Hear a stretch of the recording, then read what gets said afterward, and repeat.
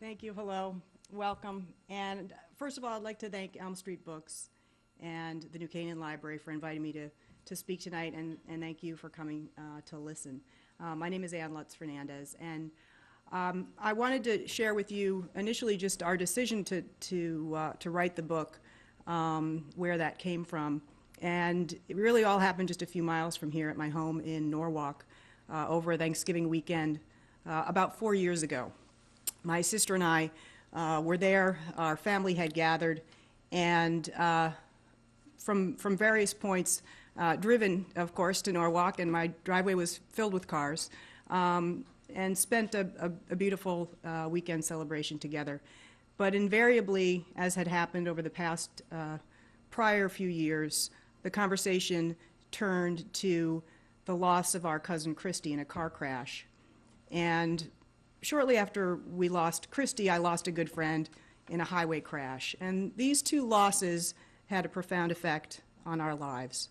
And we started chewing on the contradictions that the car presents, particularly that contradiction between the intense pleasure that the car brings to us and the profound losses and tragedies that it also can bring.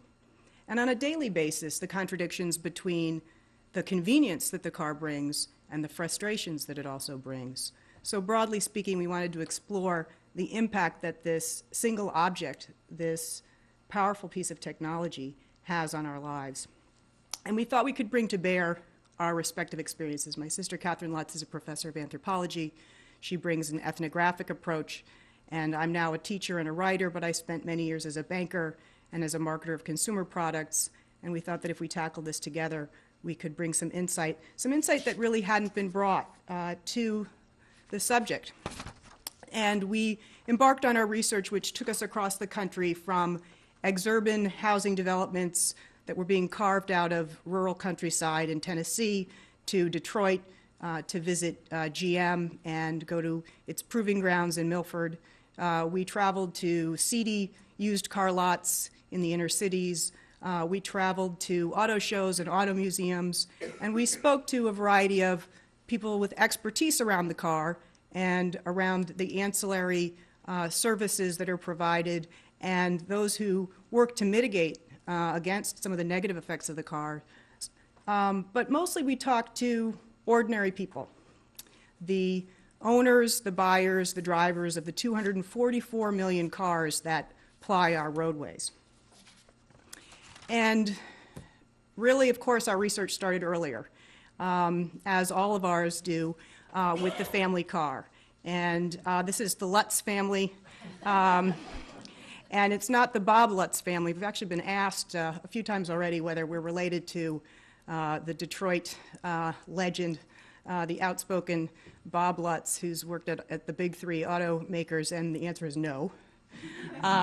If it was yes, I suppose we already would have been cut out of the will. So no, this is the George Lutz family.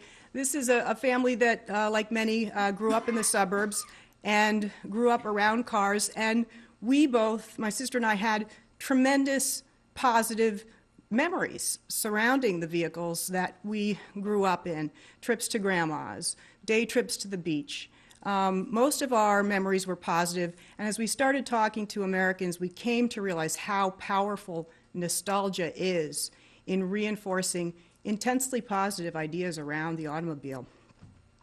At the auto museums, they understand this, and we went to a few, and at one we met a gentleman named Dave who was there for his Saturday morning drive in his beloved Ford Mustang, and he was wearing a Watkins Glen jacket over his car print shirt, and we asked Dave, we said, "When did you become interested in cars?" And he said, "When I opened my eyes and realized I was born." And in many ways, that's true for all of us. And my sister, the anthropologist, likes to put it that to humans, a culture is like water is to fish. Because it surrounds us, it's often quite invisible, even though we're in it. And the ideology that supports our car culture is something that is largely invisible to us and that we started to explore fairly early in our research. The images that bombard us daily from the media are quite different than those family snapshots. Not quite so comforting, but much more exciting, much more glamorous. This poster from 2008's Iron Man, starring Robert Downey Jr., provides just the kind of car excitement we've come to expect, not just from car advertising, again, but from much of the entertainment that we indulge in that is car-centric. And American car ideology, like the messages that come to us in many Hollywood films, is supported by a series of core American values. Individualism, freedom are two of the key, but also family, the very American dream. The automakers have tapped into these core American values in their advertising. And year in and year out, we are exposed to tens of billions of messages from them, just in the advertising, let alone the marketing, the promotion, the publicity. Because we're exposed to this year in and year out from the moment we open our eyes and realize we are born, we come to intensely associate these ideas that we already have about what the car can provide us. We associate those values even more intensely with the car. Freedom is one of the key values that the car taps into. And the iconic image of the lone car traveling wickedly, wildly, and freely down this empty roadway, no other cars in sight, is really an exhilarating image of freedom that we've imbibed. In daily conversations, we tend to talk more modestly about the convenience that the car provides. But over and over when we talk to people about the car, one of the things they said to us was, I just really like the idea that I can get into this vehicle anytime I want, whenever I want, and go wherever I want. It makes me free. And we truly do believe that the car makes us free. It can provide liberating adventures in the wilderness, as car advertising so often represents it. If you think of the dozens of model names, the Escape, the Explorer, the Expedition, the Quest, the Odyssey, we are being sent out on this grand adventure that is often to the supermarket. Because the breathtaking view that we tend to see is this one of the highway. Out your windshield, much more likely to see the brake lights of cars stopping and stopping you because of all of the values that the car taps into. It subverts those very same values. We are hardly free when you think that we spend 18.5 hours on average a week in our vehicles as drivers or passengers. And if you calculate that as part of our waking lives, that's nearly 2 months of every year that we are sitting in our cars.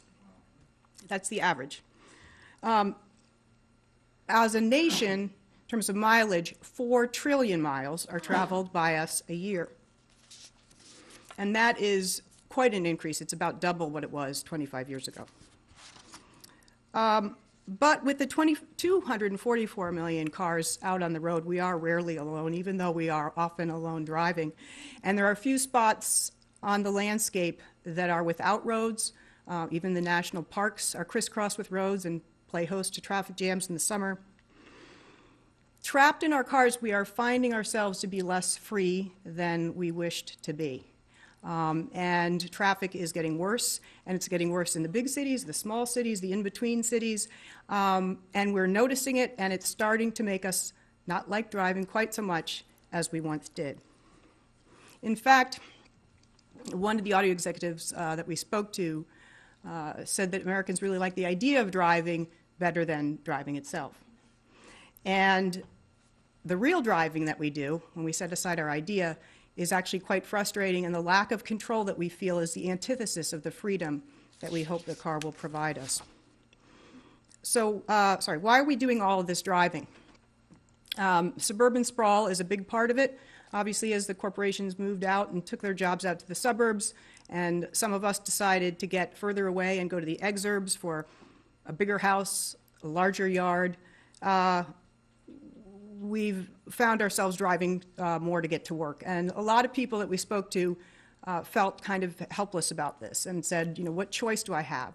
I have to get to work.